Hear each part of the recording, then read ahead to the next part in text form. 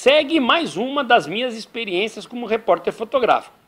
Em dezembro de 1995, o jornal O Globo mandou eu e o repórter Amaury para Oiapoque. A ideia era conferir se em Clevelândia do Norte, em frente a um quartel do exército que tem lá, existia ou não um cemitério de presos políticos desaparecidos durante o regime militar. A ideia era conferir se tinha ou não essa história. A logística seria nós alugarmos um carro em Macapá e seguirmos para Oiapoque por uma estrada de 500 km de chão, de terra, de pedra, de buraco, de pinguela, de índio e uma série de outros obstáculos. Assim, quando nós chegamos em Macapá, alugamos um carro. O carro era simplesmente um Fiat 147 caindo aos pedaços. O cara que nos alugou o carro falou que era o único que tinha, portanto era pegar ou largar. Assim, sem para onde correr, pegamos o carro e seguimos por aquela estrada de terra, de pinguela, de índio, de pedágio, de uma série de outros obstáculos. Bom, no meio da viagem, já anoitecendo, fomos nos hospedar num hotel chamado Hotel do Estado. O gerente, cozinheiro e o cara que mandava era um só, era um tal de Chiclete. O velhinho era simplesmente uma figura. Ele era baixinho, gordinho, usava um chinelão, bermuda e uma camisa aberta. À noite, no jantar, o Chiclete passou a noite inteira fazendo o seguinte barulho. Bibi, bibi, esta é a buzina do Cadillac do Roberto Carlos. Bibi, bibi, esta é a buzina do Cadillac do Roberto Carlos. E assim, durante todo o nosso jantar, o cara com aquela porra daquele bibi, esta é a buzina do Cadillac do Roberto Carlos. Já de saco cheio, fomos dormir. No dia seguinte, pé na estrada de novo. E buraco, e atoleiro, e passa por pinguela, e índio também no meio do caminho, e aquela confusão toda, chegamos no Oiapoque. Fomos direto lá para Clevelândia do Norte para ver o tal cemitério. Para o nosso desapontamento, o cemitério que tinha lá em frente ao quartel nada mais era do que um cemitério normal, com cruz, com o nome dos mortos, ou seja, nada que caracterizava um cemitério clandestino de presos desaparecidos do regime militar. Assim, tínhamos que continuar cutucando para ver se a gente achava alguma coisa, algum indício se existia mesmo ou não. Conforme a gente foi perguntando para as pessoas começaram a ficar meio constrangidas. Afinal, 2 forasteiros de São Paulo perguntando sobre desaparecido político causou um certo desconforto. Para tentar ajudar a gente, nós arranjamos um cara que talvez fosse nos ajudar, um informante. Seria o nosso espião. Ele, como era conhecido da cidade, começou a perguntar para as pessoas que ele conhecia a fim de servir de fonte para a nossa pesquisa. Enquanto o nosso espião ajudava a gente de um lado, nós íamos procurando outras reportagens também. Fomos atrás de uma história que o jornal acabou publicando de brasileiros que se aventuravam por meio do pântano para chegar clandestinamente em Guianas Francesas. E até também uma matéria de turismo nós fizemos na região. Assim, durante a nossa pesquisa de uma semana lá, numa certa noite, enquanto eu dormia num quarto furreca de um hotel vagabundo que tinha lá, e no teto ainda com barulho de morcego na cabeça. No meio da madrugada, um barulho na porta do quarto. Pá, pá, pá, pá. O cara batia forte. E eu fiquei acordado, assustado, queria saber quem era. E o cara, acorda, Conceição! Acorda, Maury! Acorda, Conceição! E batia na porta. Pá, pá, pá. Falei, meu Deus do céu, quem é? Daí que eu fui ver que era o nosso espião. Falei, meu Deus do céu, eu acho que o espião deve ter causado algum desconforto para alguém. E esse alguém está vindo no nosso quarto para pegar a gente e bater na gente. Porque, afinal de contas, era um assunto muito delicado. E o cara continuava batendo na porta. Abre essa porta! Eu falei, meu Deus do céu, agora que eu morro. Daí, quando abriu a porta, eu vi que era o tal espião sozinho. Eu falei, mas o que aconteceu? Não, sabe o que é? É que eu passei a noite aqui no barzinho, fui pro puteiro e perdi o ônibus, agora tenho que voltar para minha casa. São 10 quilômetros de chão. Só que agora, como não tem carro, eu vim pedir carona para vocês. Mas, porra, no meio da noite, não tem pra onde correr. Sou seu informante, então você tem que me ajudar. Falei, puta merda. Aí fui eu e a Mari, no meio da madrugada, levar o nosso espião para casa numa estrada que era um verdadeiro perigo. Voltamos para o hotel e dormimos de novo. No dia seguinte, no finalzinho da tarde, olhando lá da praça, vimos um campo de futebol de areia. E por volta de 5 horas, aquele campo estava lotado de gente. Era índio, era garimpeiro, até o padre jogava no time lá na praça. Daí paramos o carro e perguntei se a gente podia brincar também, se a gente podia jogar bola. Os caras simplesmente falaram, desce aí, pode vir brincar com a gente. Bom, na hora que eu desci do carro, com uma camisa do Corinthians, um tênis Nike e um short azul de estrelinha branca, foi uma tremenda gozação. Os caras devem ter pensado da onde veio essas malucas de São Paulo para vir brincar com a gente.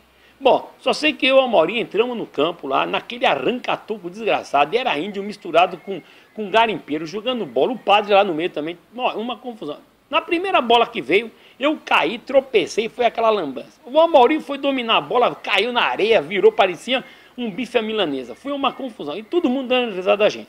Na medida que a gente foi se afirmando no jogo, e conseguimos passar a bola e coisa e tal, começamos até a fazer bonito. O Amaury até marcou um gol. No final do jogo, a gente foi tomar cerveja com os jogadores do time. Foi aquela alegria, porque isso que é o barato de você jogar futebol, faz amizade em qualquer lugar do mundo.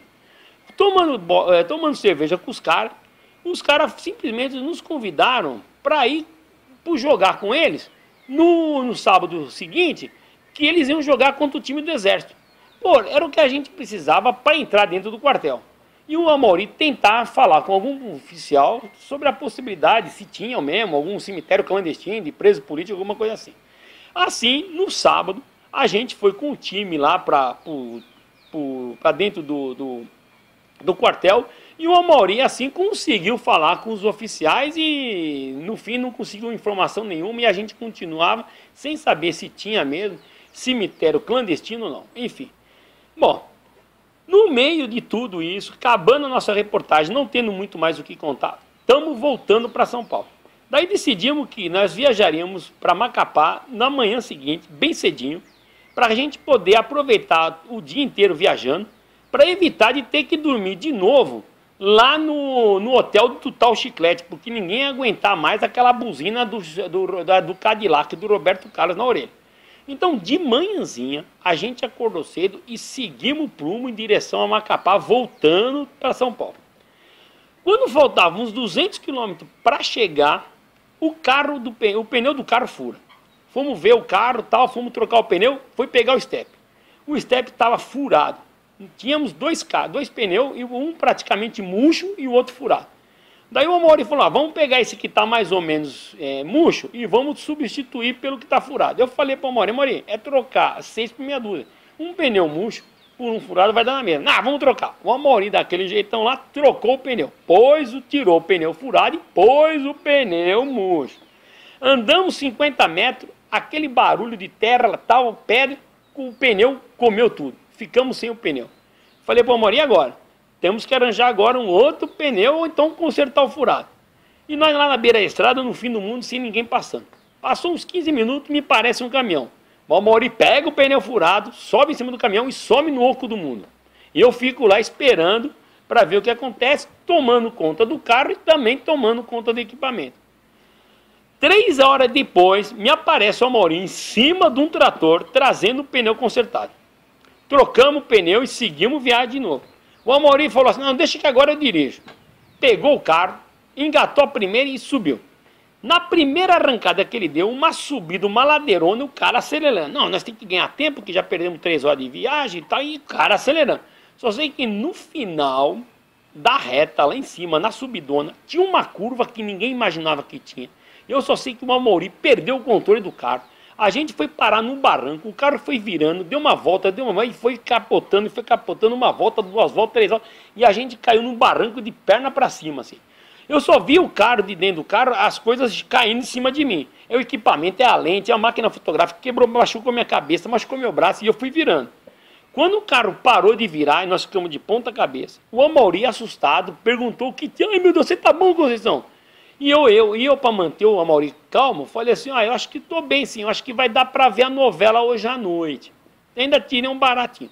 Saímos por detrás da janela, quebramos a janela, conseguimos sair de dentro do carro. O carro estava de ponta cabeça com as rodas para cima. Tentamos virar o carro e nada.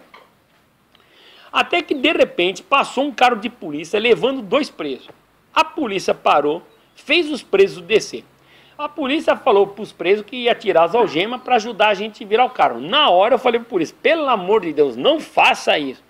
Deixa os presos algemados, porque vai que esses caras fogem no meio do mar e nós estamos fritos. Bom, só sei que eu, o Amaury, os 2 presos algemados e mais os 2 policiais, desviramos o carro. E os presos e o polícia foram embora. E nós continuamos lá na beira da estrada. Tentamos fazer o carro pegar e nada. Vazou gasolina, o carro já não andava mais, nós tivemos que abandonar o carro e ficar com os equipamentos e as nossas bagagens tudo na beira da estrada. Meia hora depois me passa um Monza levando uma família de evangélicos que estava indo para Macapá. Explicamos toda a história para eles. O velhinho de paletó e gravata, a senhora do lado direito e mais duas crianças atrás. Só sei que nós pusemos todo o equipamento no porta-mala daquele Monza velho e seguimos 200 quilômetros ouvindo aquelas histórias de Cristo, da igreja, quem tinha que ter salvação, aquelas coisas todas. Bom, chegamos em Macapá, 11 horas da noite. Fomos lá, jogamos a chave onde que fica o negócio de locação de carro e fomos para o aeroporto tentar ver se a gente conseguia um avião, porque era dia 23 de dezembro e os aviões já estavam praticamente lotados. O aeroporto cheio de gente e não sei o que. Só sei que nós conseguimos embarcar e passar o Natal em São Paulo. Foi uma das maiores confusões que a gente passou. E amanhã eu vou contar a história do dia que eu cheguei num velório e encontrei um morto simplesmente vivo do lado do caixão. Mas isso só amanhã.